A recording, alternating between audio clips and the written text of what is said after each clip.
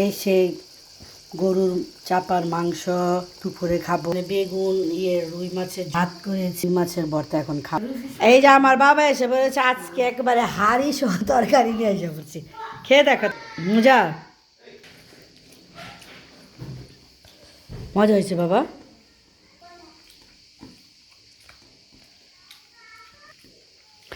আর এই যে চাপার মাংসটা কিভাবে তৈরি করেছি এটা আপনাদের ফুল রেসিপিটা দেখাইতেছে। হ্যালো সবাই, এই যে আজকে কোরবানির মানে যে মাথার মাংস রান্না করব। এখানে জিবলা মাথার মাংস আছে, প্রথমে সিদ্ধ দিয়েছি। ওকে, সুন্দর সিদ্ধ হয়ে গেছে। এখন এই যে ছোট ছোট করে কাইটা ভালো করে ধুয়ে নিতেছে, ওগুলো ঝরাই নিচ্ছি। এখন এই যে ছোট ছোট করে কাটবো।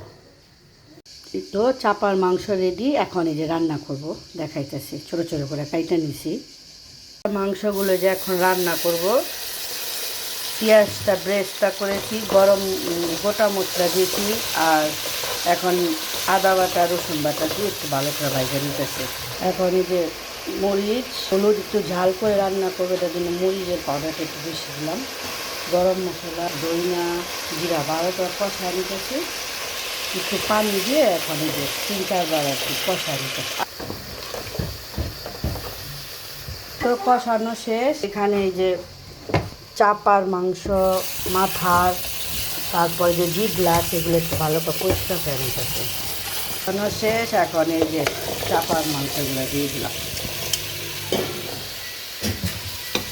ভালো করে কষায় নিব। এখন একটা টমেটো দিয়ে দিলাম। এখন ভালো করে 2-3 বার আর কি কষায় নিতে হবে। তো টাইম লাগবে আর কি মাংসটা তৈরি করতে। যেটা সুন্দর কষানো শেষ। এখন যে পরিমাণ মতো পানি আর কাঁচামরিচ দিয়ে দেবো, কাঁচামরিচ আর এই যে পানি দিয়ে দেবো।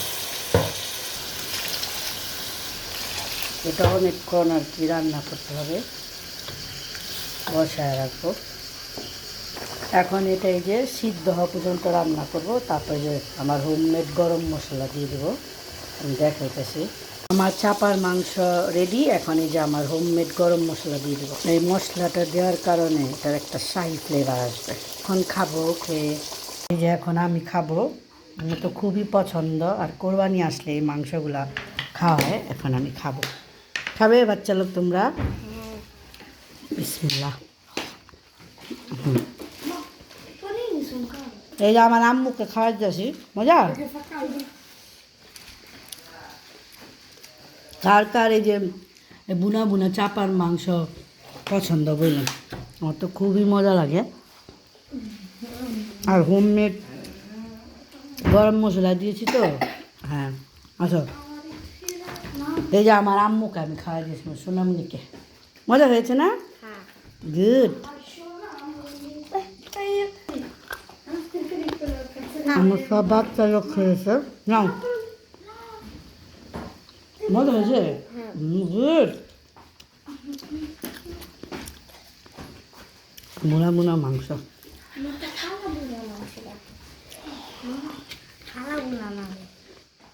নাও, আমার সোনামণি মজা করে খাইতেছে, তার মানে আমার রান্না করে সার্থক হয়েছে। হ্যাঁ, ব্রাভা। সেই তো খাওয়া দাওয়া করতে সবাই ভালো থাকছে। আসসালামু আলাইকুম, আল্লাহ হাফেজ।